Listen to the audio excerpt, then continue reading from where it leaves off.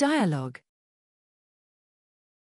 This dialogue is between Daniel, a recent immigrant, and Laura, a legal aid representative. Daniel is seeking advice after an incident involving the police. The dialogue begins now.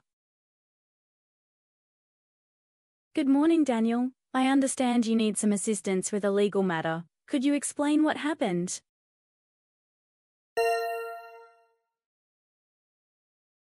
Magandang umaga, Daniel. Naiintindihan kong kailangan mo ng tulong sa isang legal na usapin. Maaari mo bang ipaliwanag kung ano ang nangyari? Magandang umaga, Laura. Oo, nagkaroon ako ng problema sa pulis. Inaresto nila ako dahil sa isang hindi pagkakaintindihan at kailangan ko ng tulong. Good morning, Laura. Yes, I had a problem with the police. They arrested me because of a misunderstanding, and I need help. I see. Could you tell me more about the incident and what led to your arrest?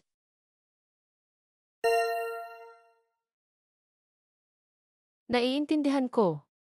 Maaari mo bang ikwento ng mas detalyado kung ano ang insidente at kung paano ito nauwi sa pag-aresto sa iyo?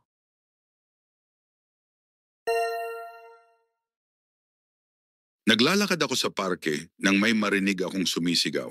Lumapit ako para tingnan kung kailangan nila ng tulong, pero dumating ang pulis at inaresto ako ng walang paliwanag.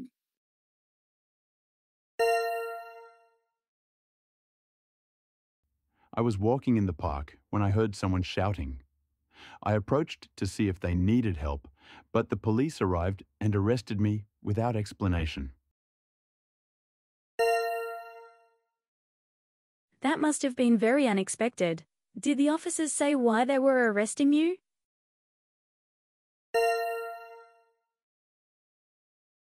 Siguradong hindi mo inaasahan iyon.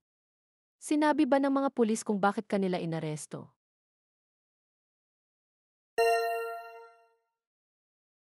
Sinabi nila na may nagturo sa akin, pero napakagulo ng sitwasyon. Sa tingin ko gusto lang nilang may tanungin. Wala akong ginawang masama.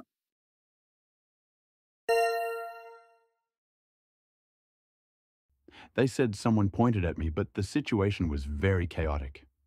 I think they just wanted to question someone. I didn't do anything wrong. Hey, if you are enjoying this content and would like to see more and support my channel, please hit the subscribe button.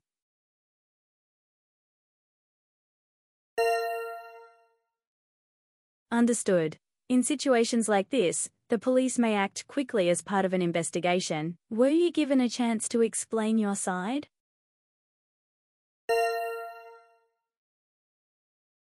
Naiintindihan ko. Sa mga ganitong sitwasyon, maaaring kumilos agad ang pulis bilang bahagi ng investigasyon.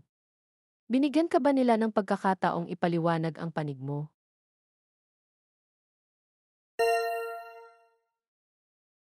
Hindi, dinala nila ako sa istasyon at sinabi na manahimik na lang ako.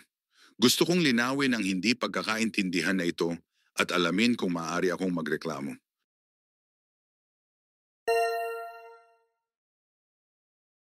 No, they brought me to the station and told me to just stay quiet. I want to clear up this misunderstanding and find out if I can file a complaint.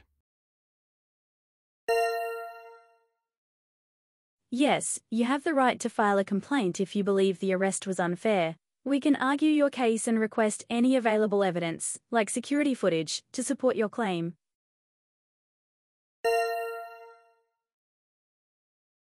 May karapatan kang maghain ng reklamo kung naniniwala kang hindi makatarungan ang pag-aresto. Maaari nating ipaglaban ang kaso mo at humingi ng ebidensya tulad ng footage ng seguridad upang suportahan ang iyong pahayag.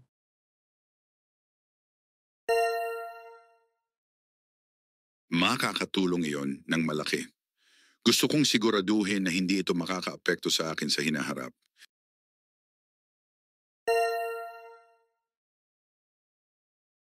That would be a big help.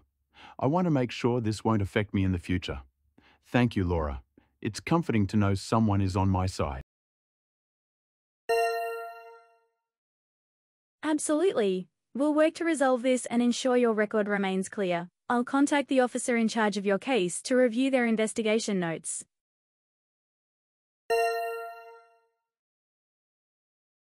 Talagang gagawin natin ang lahat upang malutas ito at matiyak na mananatiling malinis ang record mo.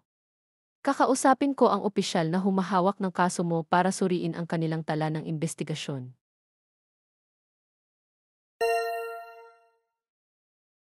Salamat, Laura. Nakakagaan ng loob na may kumakampi sa akin.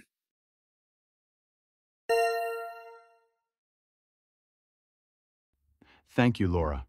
It's comforting to know someone is on my side. You're welcome, Daniel. I'll keep you updated as we proceed with this case.